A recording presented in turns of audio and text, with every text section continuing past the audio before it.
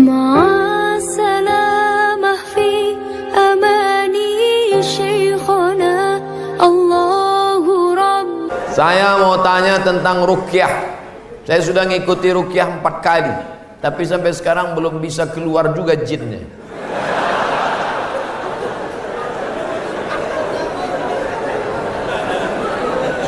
Nanti pergi ke Pekanbaru, mana tahu hari libur, di belakang Hotel Premier ada Masjid Al-Falah. Ini nomornya, catat. Mana tahu ke Pekanbaru. Mungkin sama Ustadz ini jin itu tak takut, yang ini dia takut. Catat nomornya. Ketua Asosiasi Ruqyah Indonesia Provinsi Riau Daratan. Namanya Ustadz Saifullah. 0812 768 9119 0812 768 9119. Kalau emergensi 911, kalau diganggu hantu 119.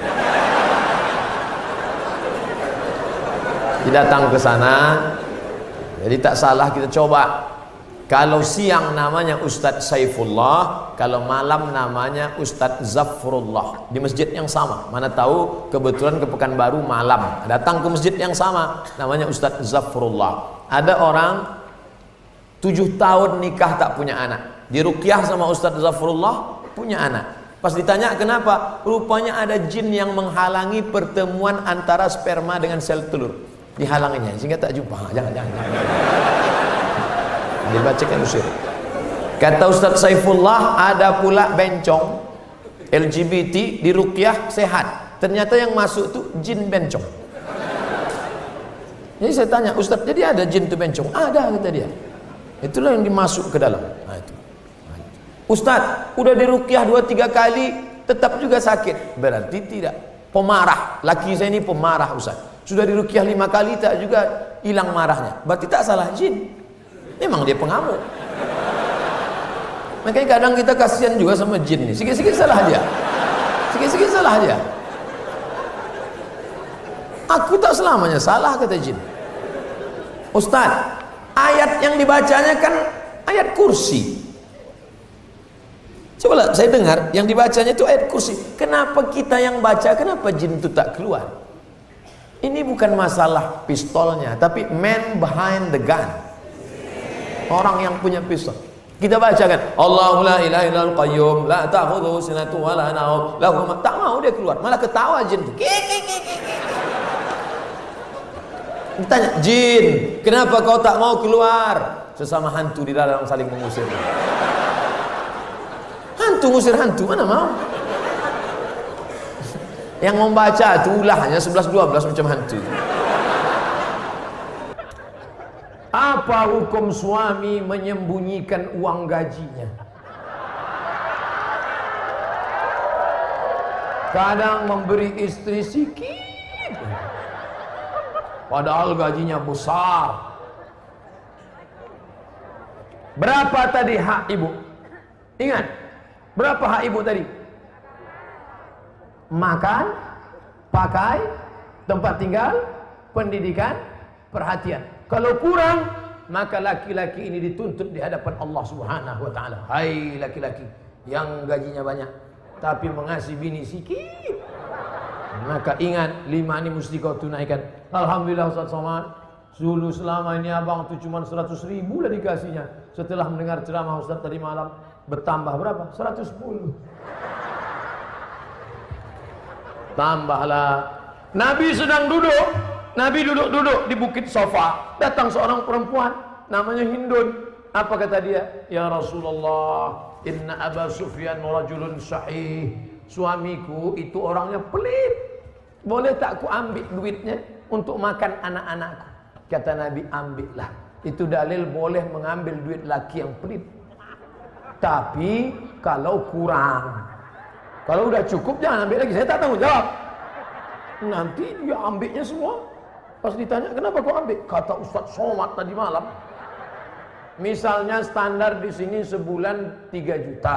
Laki cuman mengasih 1 juta. Maka ibu boleh ambil 2 lagi. Kenapa? Karena itu keperluan.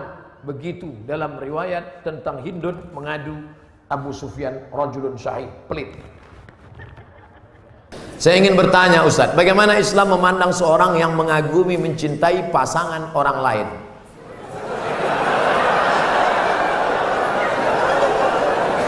Bagaimana pula jika orang itu memiliki perasaan yang sama dengan kita?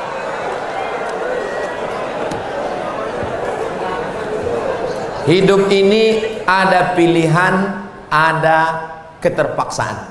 Hidup ini ada pilihan, ada keterpaksaan. Saya mau ceramah antara duduk dan berdiri. Pilihan atau keterpaksaan? Pilihan. Ustaz mau duduk atau berdiri? Saya pilih berdiri. Kenapa Ustaz pilih berdiri? Menunjukkan bahwa saya masih muda, masih sehat. Antara minum atau tidak minum. Pilihan atau keterpaksaan? Pilihan. Minum atau tidak, terserah saya. Mau saya minum, mau tidak. Itu pilihan saya. Nah, masalah cinta. Cinta itu pilihan atau keterpaksaan? Cinta tidak pilihan. Cinta adalah keterpaksaan. Oleh sebab itu maka kadang kita tengok orang ganteng bininya buruk. Kenapa? Terpaksa. Cinta tak bisa memilih. Ketika dia rasional, dia tidak cinta. Maka ketika kita senang dengan orang, kadang kita pun tak tahu alasannya. Kenapa kita tiba-tiba senang dengan orang? Nah, cinta tidak bisa memilih. Ketika kita suka dengan orang, apakah kita berdosa? Tidak. Karena rasa itu ada tumbuh di dalam. Suka tidak berdosa. Ketika dia berubah menjadi action, baru berdosa. Suka kita dengan orang, tak dosa. Tapi ketika kita dekati, minta nomor HP-nya, baru dosa. Lalu cinta itu apa? Cinta kepada anak gadis orang belum menikah, kita bisa nikahi dia. Yang jadi masalah bagaimana kalau cinta sama bini orang? Oleh sebab itu maka rasa itu mesti dibuang. Karena dia adalah bagian dari ujian. Ujian. Jangan dipeturutkan. Dipeturutkan, didekati, apalagi sekantor. Witing trisno jalaran suko kulino. Kita tumbuh hanya sering kena. Berawal dari 6. Pertama, nazratun, pandangan. Setelah lama memandang, fabtisamun, senyum. Setelah senyum, fasalamun, selamat pagi, good morning. Setelah salam, fakalamun, kerja di mana? Di BP, sekantor ya. Setelah fakalamun, famau'idun, janjian. Bisa ketemu kita nanti siang? Oke. Sukanya makan apa? Ayam panggang. Sana kalau gitu, iya. Faliqaun, pertemuan. Setelah pertemuan, bekerjalah setan, lalu kemudian makan bersama, makan siang. Apa kata orang Inggris? No free lunch. Tak ada makan siang yang gratis.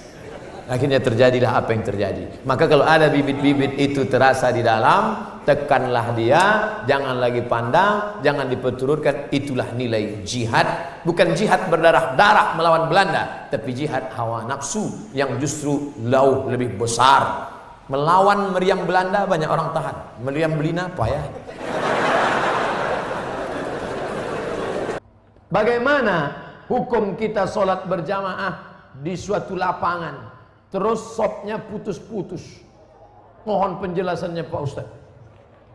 Sawus sufuf, luruskan sop. Fa inna taswiyatas sufu min tamamis sholah. Lurusnya sop bagian dari kesempurnaan. Sholatnya sah, tapi kurang sempurna. Sholat tadi berjamaah di sini sah. Tapi kalau putus-putus kurang sempurna. Imam, luruskan dulu, tengok. Saya sholat di Masjid Istiqomah di Bengkalis. Apa kata imam? Luruskan sholat, matikan HP.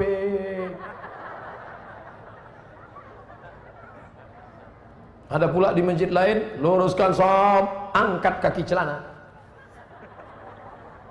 Ada pula di masjid di Dumai lain lagi, luruskan sholat, simpan batu cincin.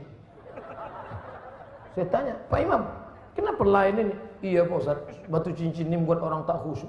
Waktu tasyahud tengok, sudah ada ini. Tapi tiga-tiganya sepakat bahwa luruskan sop. Cara meluruskan sop itu Pak Ustaz, ujung kaki di ujung tumit. Ujung kaki di ujung sop. Kiblatnya ke sana. Ini ujung sajadah, tumit. Nah, tumitnya yang rata. Takut pula terlentang. Tumit. Jadi yang rata itu tumitnya. Adapun ujung kakinya ya tergantung kaki masing-masing. Kalau kakinya panjang, panjang. Kalau pendek, pendek. Mangkibun bimangkibin. Bahu rapat dengan bahu. Bahu bersentuh dengan bahu. Bersentuh dengan bahu. Saya kalau bahu saya disentuh orang, saya tak. Cuman kalau kaki kadang disentuh, geli kita. Nah, jadi kalau ada kawan, kita senggol kakinya sekali, dia geser, jangan disenggol lagi. Nanti asik ngurus kaki. Saya khawatirnya dia preman baru tobat. Begitu kita dipijakkannya, gitu. Bertinju kita di masjid. Kalau sampai kita bertinju di masjid, nanti yang ketawa yang tak ke masjid. Kenapa orang itu bertinju di masjid? Gara-gara kaki. Untung kita tak ke masjid. Allah pak balak 6. Nah, jadi bahu rapat dengan bahu, kaki rapat-rapat sikit lah. Kalau dia risau atau usah tempel. Setelah itu barulah imam angkat takbiratul ihram. Allahu Akbar. Bagaimana hukum suntik rubella yang belum sertifikasi halal MUI? Sampai sekarang Majelis Ulama Indonesia tidak mengeluarkan sertifikat halal sampai hari ini. Itu yang disampaikan oleh Sekjen MUI, Wakasekjen MUI, Kiai Haji Dr. Kiai Tengku Zulkarnain. Oleh sebab itu kalau ada yang memakai itu alasannya karena darurat. Karena kata dia kalau tidak disuntikkan ini anaknya sakit cacat, mati. Kita kalau dipilih antara dua, mati atau makan babi, pilih mana? Makan babi. Tak boleh pilih mati. Masuk ke dalam hutan, pilihan cuma dua, mati sama makan babi. Kau pilih mati atau makan babi? Aku mati aja lah, tak boleh. Mesti makan babi. Ambil kecap, colek-colek babi itu.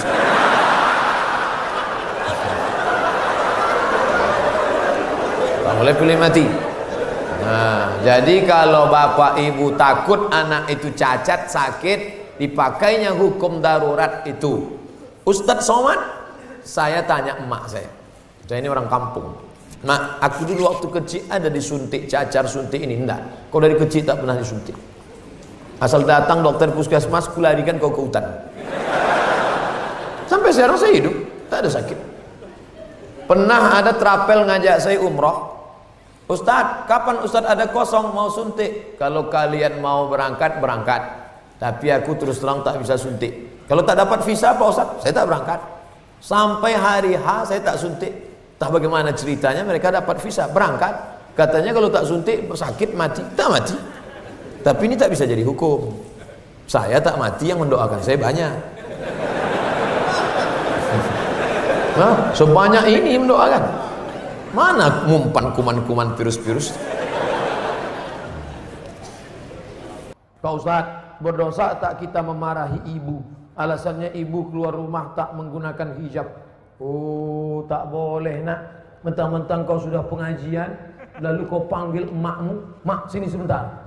Assalamualaikum warahmatullah, neraka jahanam. Bukan begitu caranya. Wa in jahadaka ala an tusyrika bima laysa laka bihi ilmun. Kalau emak bapakmu memaksamu untuk mempersekutukan aku, fala tuti'huma, jangan kau patuhi dia. Tapi untuk melawan tetap tak boleh. Wa sahibhuma fid dunya ma'rufa, tetaplah bergaul dengan jangan kalian yang menasihati dia. Datangi Pak Wan, datangi Pak Bupati, datangi Pak Wabub. Pak, bisa tak Bapak nasihati mak saya? Mak saya ini takut sama Bapak. Nah, panggil Pak Bupati. Bu, sini.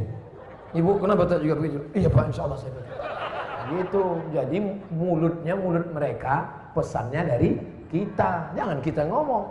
Kita sebagai anak tidak pernah bersar di hadapan orang tua kita. Saya Abdul Somad LCMA, penceramah, tapi di depan mak saya, alah kau udah kecil. Ibu tak pernah melihat anaknya itu besar. Anak itu tetaplah anak kecil yang dulu dia gendong-gendong. Maka pakai lidah orang lain. Cari tokoh-tokoh adat, tokoh lembaga adat Melayu, nenek mama, tokoh masyarakat. Datuk, bisa tak Datuk nasihati? Nenek, bisa tak nasihati emak saya belum berjilbab? Aku pun tak berjilbab juga. Apa hukum orang yang mampu beli mobil tapi minyaknya pakai subsidi premium? Ini nyindir saya nampaknya. Janganlah main sindir-sindir. Kalau mau turun saya baru tanya langsung. Berat menjawabnya ini. Kita bandingkan dengan negara lain, bagaimana harga minyak, bagaimana hebatnya negeri kita, gemah ripah, loh jenawi, tongkat dan batu jadi tanaman, untayan zamrud, katulistiwa di bawah minyak, di atas minyak. Bagaimana nasib saudara kita di Anambas yang begitu kaya dan hebat, tapi 24 jam saya di sana, HP saya tak berbunyi sama sekali. Nah, ini kan luar biasa. Oleh sebab itu pengaturan minyak, subsidi segala macam, mudah-mudahan ke depan pemerintah lebih baik insya Allah. Ini hak kita sebagai warga negara. Mestinya kita ini, kalau dilihatlah minyak kita dengan gas kita, dengan batu bara kita, dengan negeri terkaya di dunia, tak ada apa-apanya Brunei Darussalam. Ustaz, apa hukumnya membawa HP ke toilet? Misalnya main game.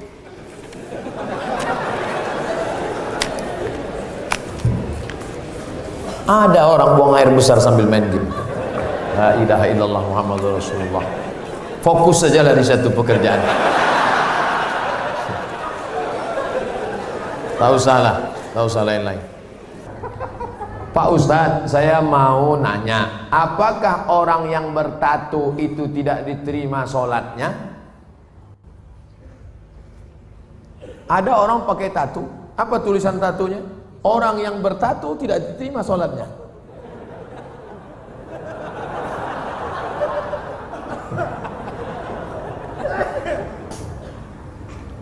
Tato adalah kahal. Kahal adalah celah yang dimasukkan ke dalam kulit dengan cara dilobangi, dimasukkan kahal. Itu tato zaman jadul. Tato zaman sekarang, tato listrik, tato macam-macam jadi mantap. Waktu masih muda tegap, gambar tatonya ular kobra. Setelah tua kena diabetes, mengkurut, cacing pita.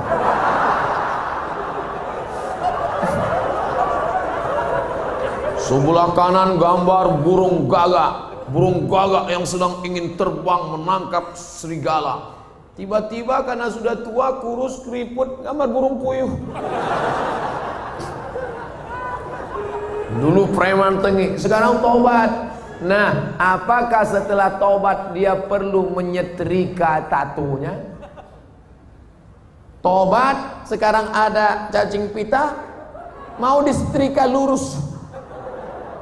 Maka saudara-saudaraku yang sudah bertato tidak perlu menyetrika tatonya, wuduknya sah, air wuduknya masuk, sudah dikaji oleh para ulama, tidak perlu membuang tatonya.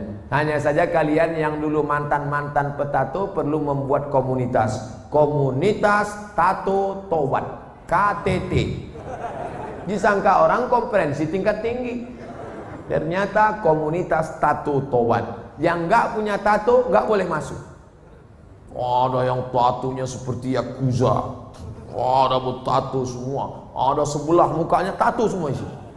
Tiba-tiba ada satu pesertanya nggak punya tato. Loh, sampean nggak ada tato kok bisa ikut? Ternyata tatonya cuma satu tai lalat.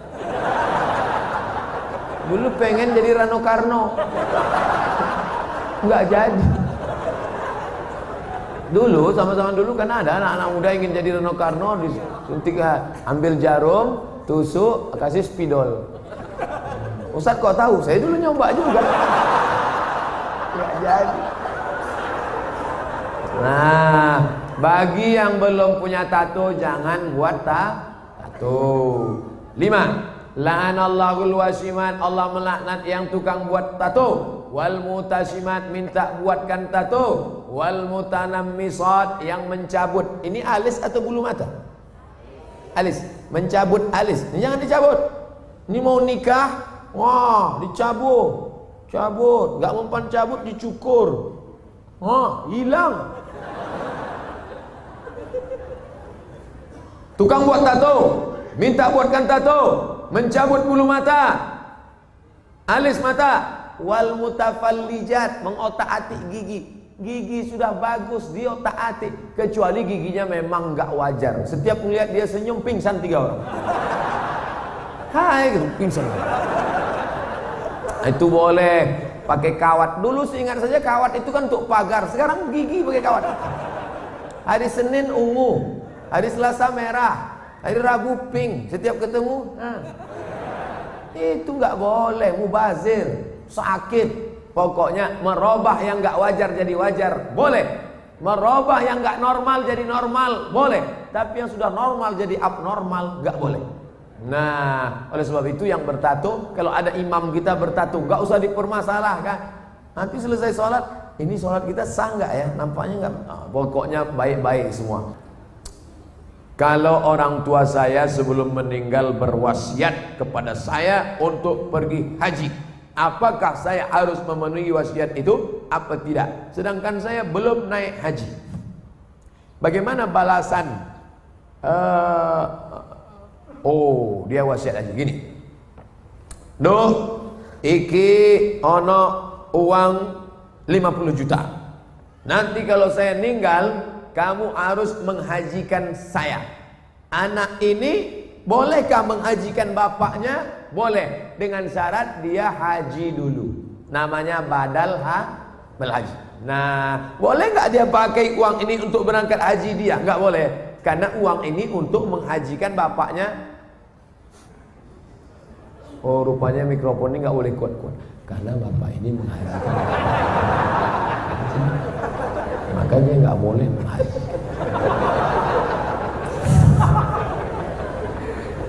Jadi dia harus haji dulu, baru dia bisa menghajikan bapaknya. Dalilnya mana? Labbaik Allahumma subruma, labbaik Allahumma subruma. Aku menghajikan subruma, aku menghajikan subruma. Sampean kenes dulu. Come here for a moment. Sini sebentar. Kamu tadi menghajikan siapa? Menghajikan subruma. Subruma itu siapa? Sedulurku. Aku menghajikan subruma. Sampean wis haji apa ora? Urung. Haji dulu dirimu, baru hajikan orang lain. Nah, kebetulan nanti anaknya dapat uang, dia berangkat haji, bawa uang almarhum yang 50 juta tadi. Kebetulan nanti di Makkah ketemu mahasiswa dari Semarang, anak KSW, kekeluargaan Wali Songo. Di Mesir, kalau anak Jawa Tengah itu nama persatuannya KSW, kekeluargaan mahasiswa Wali Songo. Kalau kami anak Riau namanya KSMR, kelompok studi mahasiswa Riau. Ustaz kok tahu? Kami dulu tetangga di Kairo. Kami di atas anak Riau, di bawah anak KSW, kawan akrab. Nah, tanya dia, sampean dari mana? Dari Kairo, sedang haji ya?